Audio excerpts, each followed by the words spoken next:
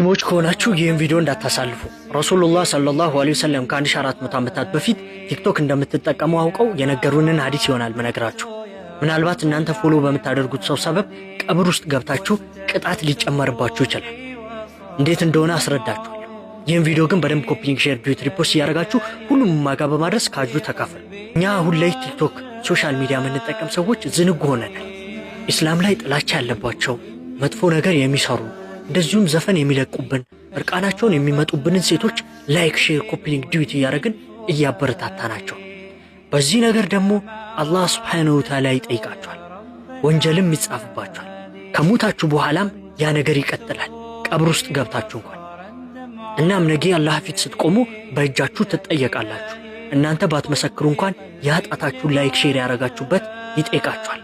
ስለዚህ ኢስላም ላይ መጥፎ ነገር የሚሰሩ ኢስላም ላይ ጥላቻ ያለባቸው ዘፈን የሚሰሩ ወንዶችም ሴቶችም እንደዚሁም እርቃናችሁን የሚመጡባችሁን ሰዎች በሙሉ ብሎክ አድርጓቸው። ያኔ ሰላም ትሆናላችሁ። ምናልባት እናንተ መጥፎ ነገር ሼር አድርጋችሁ የደረሰው ሰው በሙሉ ወንጀሉ በእናንተ ላይ ነው የሚጻፈው።